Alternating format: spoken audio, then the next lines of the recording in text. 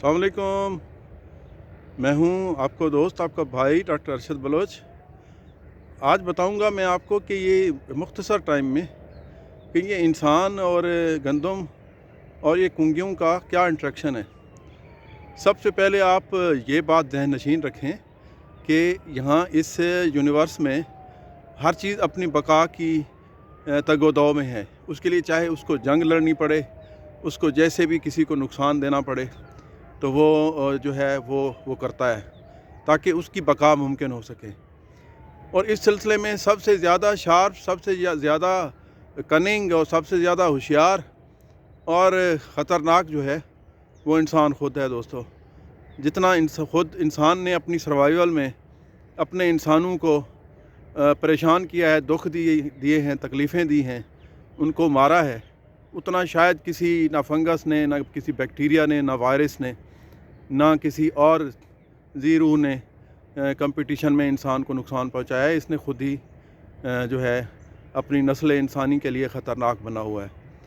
तो anyway, rust और गंदम और इंसान, जो रस्ट हैं वो अपनी बका के लिए, उन्होंने अपनी सर्वाइवल के लिए, और गंदम जो है उनका पोटेंशियल होस्ट है, तो उस पे उन्होंने अपना लाइफ साइकिल का एक हिस्सा जो है वो मुकम्मल करना होता है।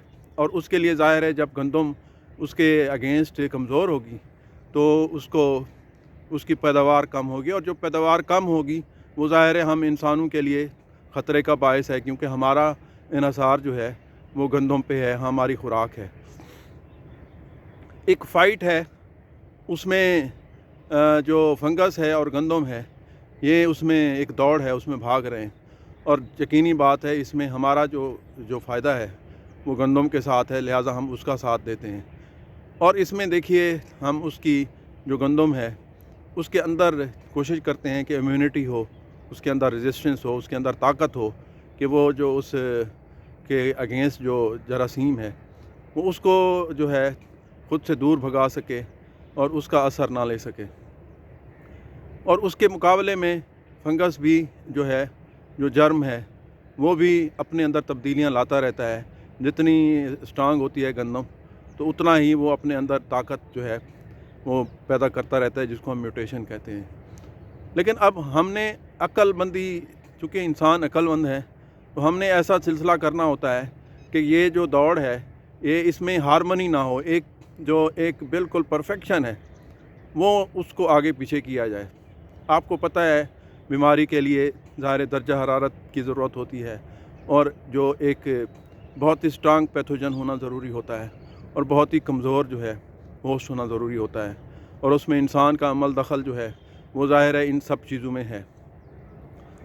अब हमने कैसे बचाना है इस रेस में? हमारी जो गंदम है उसकी दोस्तों शुरू से लेके, जर्मिनेशन से लेके एंड तक कुछ स्टेजेस, हम जिन्हें फ्रीक स्टेजेस कहते हैं, अगर बहुत ही बारीकी में जाएं तो ये स्टेजेस जो हैं ये 100 तक भी चली जाती हैं, लेकिन हम नॉर्मली जो है 10 तक इसको ले जाते हैं, जिसमें आपकी मतलब जर्मिनेशन से लेके वो first leaf emergence, second leaf emergence, tillering है, first tiller form, second tiller form, और इसी तरह बूटिंग है, फिर हेडिंग आती है।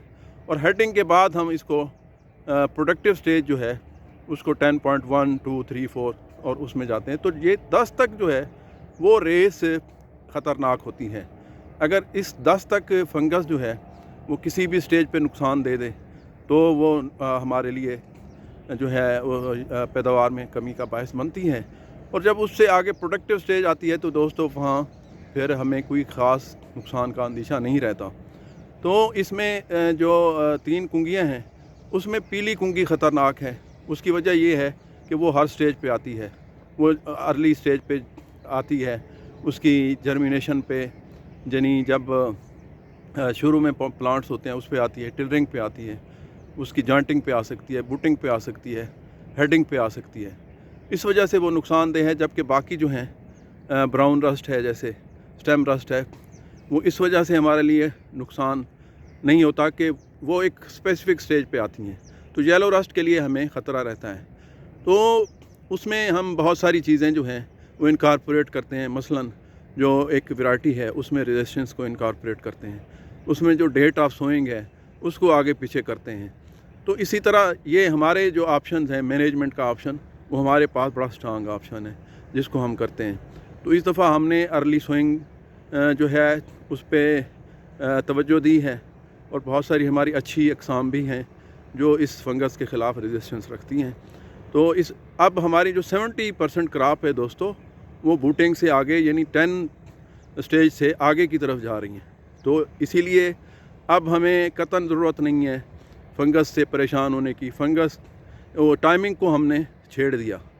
अब फंगस आए भी तो हमें इसका कोई खातर खा नुकसान नहीं होना। तो गुजारिश है दोस्तों, केमिकल से परहेज़ कीजिए।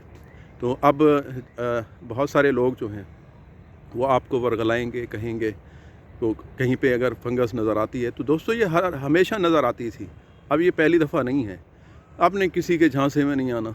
आपकी गंदम जो है उसमें इतनी ताकत है कि इसके अगेंस्ट फाइट कर सकती है, और फिर प्रोडक्टिव स्टेज पे इसका कोई ऐसा लॉस नहीं होना। और सबसे अहम बात ये है कि अभी मौसम ठीक है, कुछ कदरे बारिश भी हुई है, तो आपने अपनी फसल को पानी नहीं लगाना दोस्तों, बस उसको गिरने से बचाना है। पानी नहीं देना, अब खाद शाद की ज़रूरत नहीं है। अब गिरे नहीं, गिरने का बहुत ज़्यादा नुकसान होता है। अब हम फंगस के नुकसान से निकल चुके हैं, अब गिरने से हमने इसको बचाना है और अल्लाह के फ़ज़ल का इंतज़ार करना है। तो दोस्तों इन्हीं गुजारिशात के साथ मुझे दुआओं में याद रखिएगा। खुदा हाफ़िज़।